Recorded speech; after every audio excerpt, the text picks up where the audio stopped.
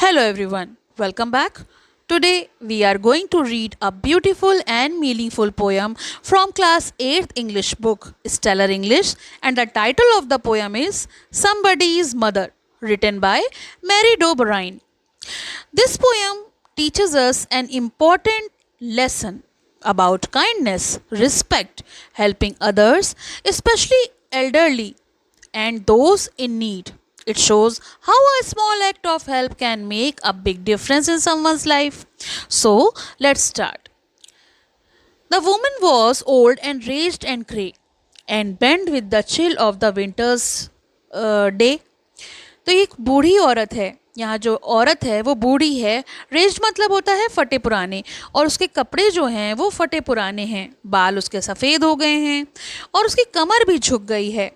The chill of the winters day यानी जो ठंड पड़ रही है, ठंडी सर्दी है, उसके कारण उसका शरीर कमज़ोर हो गया है, उसकी कमर झुक गई है और उसकी हालत और कठिन हो गई है. The street was wet with a recent snow and the women's feet were aged and slow. सड़कें जो हैं वो बर्फ गिरने के कारण गीली हो गई थीं और महिला के पैर बूढ़े और धीमे थे. मतलब वो इतनी कमज़ोर थी कि वो तेज़ चल ही नहीं सकती थी. She stood at the crossing and waited long alone uncared for amid the throng. मतलब कि वो बहुत देर तक सड़क पार करने के लिए वहाँ पर खड़ी इंतज़ार कर रही थी कि किसी तरह वो सड़क पार कर सके. ट्रैफिक बहुत था और उसके धीरे कदम उसको हिम्मत नहीं दे रहे थे कि वो सड़क पार करे. वो भीड़ के बीच अकेली और बहुत असहाय महसूस करती हुई खड़ी थी. कोई उसकी परवाह ही नहीं कर रहा था. किसी को फ़र्क नहीं था कि वो किनारे खड़ी है और कोई उसकी मदद कर दे. Of human beings who passed her by, nor heeded the glance of her anxious eyes. और जितने भी लोग वहाँ के आसपास गुजर रहे थे, इतनी भीड़ थी तो जाहिर सी बात है कि लोग जो हैं अनजान ही सही लेकिन उसके आसपास से तो गुजर रहे थे. किसी की नज़र तो उस पर पड़ती, मगर किसी को भी उसकी कोई चिंता नहीं थी. कोई भी चिंतित भरी नज़रों से उस पर ध्यान नहीं दे रहा था.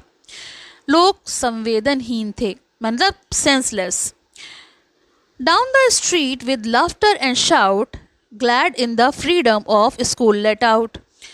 तभी वहाँ सड़क पर हंसी और शोर के साथ बच्चे आ रहे थे. वहाँ पर स्कूल की छुट्टी हुई थी और बच्चे स्कूल से छूटे थे और घर की ओर जा रहे थे. वो बहुत खुश थे. Came the boys like a flock of sheep, hearing the snow piled white and deep.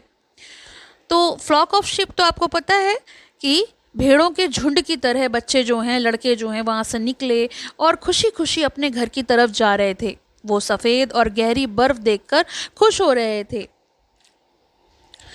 Past the woman so old and grey, hastened the children on their way.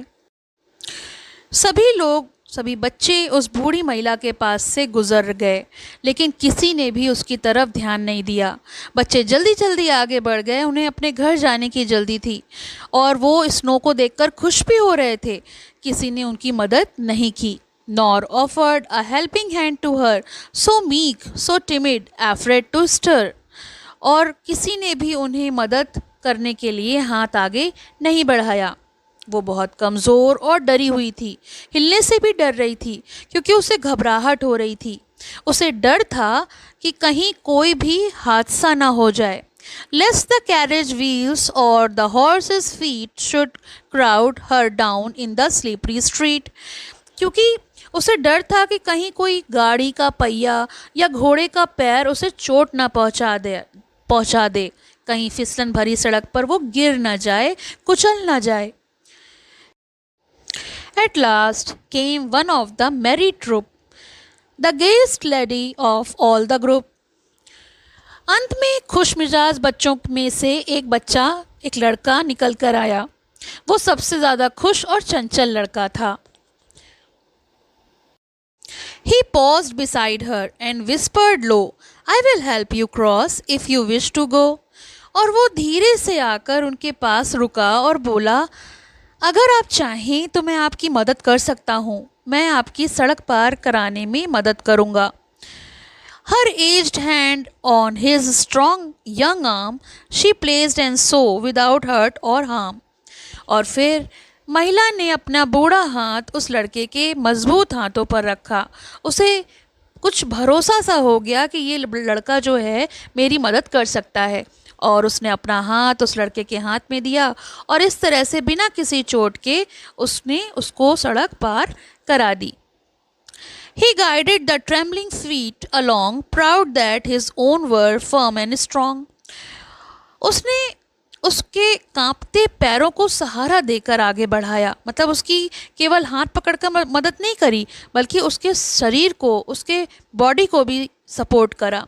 वह गर्व महसूस कर रहा था कि वो मजबूत है और किसी की मदद कर सकता है।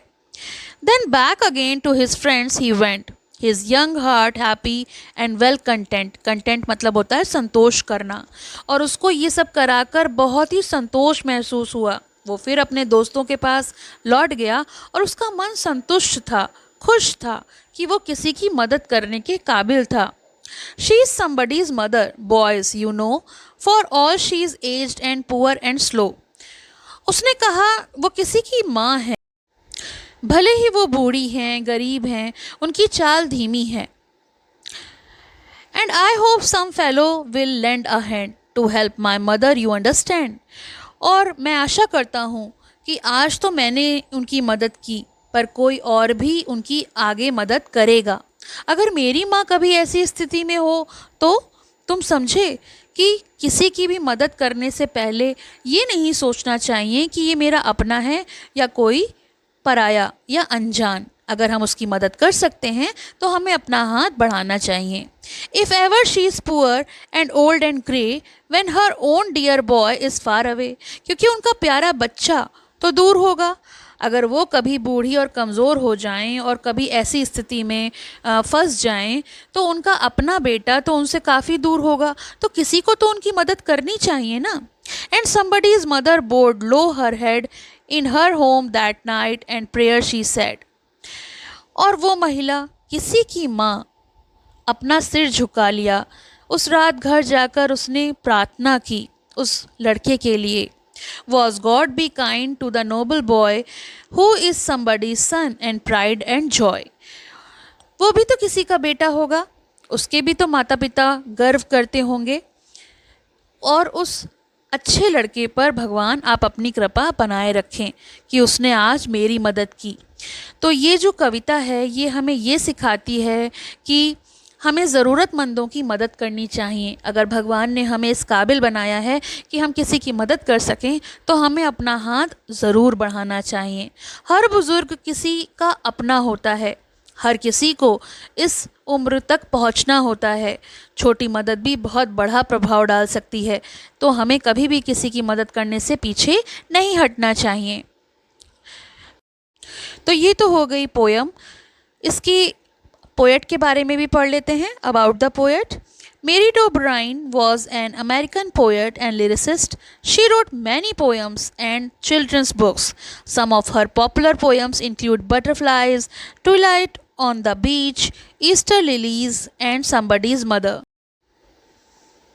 तो मैरी ओब्राइन एक अमेरिकन पोएट और लिरिसिस्ट थी। उन्होंने कई कविताएं और बच्चों की किताबें लिखीं। कुछ उनकी पॉपुलर पोएम्स जो हैं, जिनमें से butterflies, to light on the beach, Easter lilies और समबडीज़ मदर जो हैं वो पॉपुलर पोएम्स हैं। तो ये तो हो गया पोएट के बारे में और पोएम का एक्सप्लेनेशन। आई होप आपके लिए ये वीडियो हेल्पफुल होगा। हेल्पफुल हो तो लाइक करें, शेयर करें, चैनल को सब्सक्राइब करना ना भूलें, बेल आइकन प्रेस कर लें, और इसके क्वेश्चन आंसर्स का लिंक एज़ यूजुअल आपको डिस्क्रिप्शन में मिल जाएगा, तो आप वहाँ से देख सकते हैं। Thank you for watching, have a nice day. पसंद आया हो तो लाइक करें, शेयर करें और चैनल को सब्सक्राइब करें।